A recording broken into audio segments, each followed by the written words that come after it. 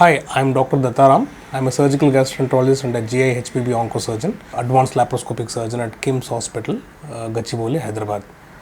Today I'm going to talk about a common condition called gastroesophageal reflux disease, GERD, as you all know. So gastroesophageal reflux disease means reflux of stomach contents and the reflux of acid in the stomach into the esophagus. This is a very common condition. Generally 10 to 15% of the population, some or the other time in their life, they suffer reflux symptoms. The esophagus or the food pipe is located in the chest and the stomach is located in the abdomen. Chest and abdomen are separated by a thin flat muscle called as the diaphragm. So the esophagus enters the stomach through the diaphragm. The opening where it enters the stomach is called as the hiatus. The hiatus is also surrounded by a strong muscle called as the crura. Part of the esophagus, about 3 to 4 centimeters, is inside the tummy. So the stomach is the only organ in the body which makes acid. To prevent the reflux, there are multiple mechanisms which are there in the body, like the esophageal peristalsis. The lower end of the esophagus is modified into a strong muscle called as the lower esophageal sphincter, which keeps the esophagus tight and prevents reflux of the stomach contents into the esophagus.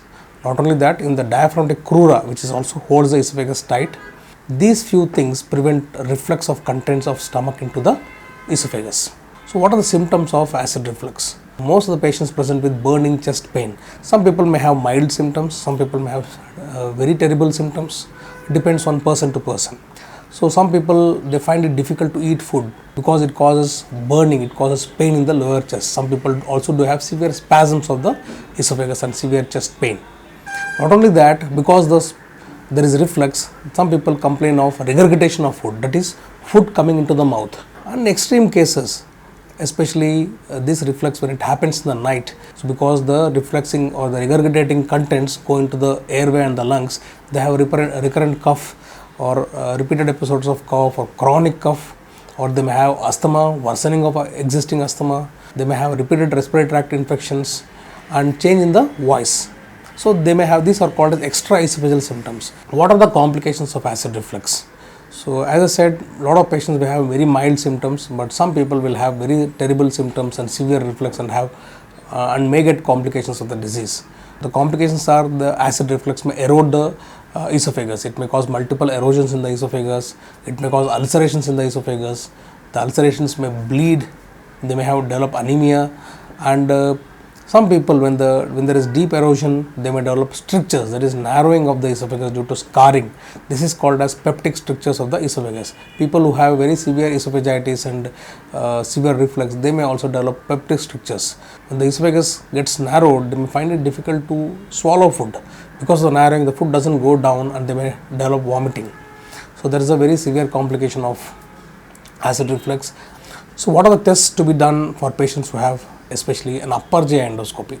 This test will help to diagnose if there is any complication of the acid reflux, like say if you have an associated hernia, and you can also assess how lax the sphincter is, and if you have erosions, any bleeding, any ulceration or narrowing of the esophagus. So other important test is patients when there is normal endoscopy and you have symptoms are doubtful, then, or if you are contemplating surgery, we advise a test called 24-hour pH monitoring, OPD based procedure wherein it's done for 24 hours and the pH of the esophagus is measured with the help of some electrodes placed into the esophagus. So this one important test will help you in diagnosing acid reflux. And last but not the least is manometry. If you are contemplating surgery for acid reflux, then it is advisable to have a esophageal manometry before you go for a surgery. Coming to the treatment for acid reflux, so majority of the patients can be managed medically because most of the patients have very trivial or very minor or minimal symptoms. First and foremost is lifestyle modifications.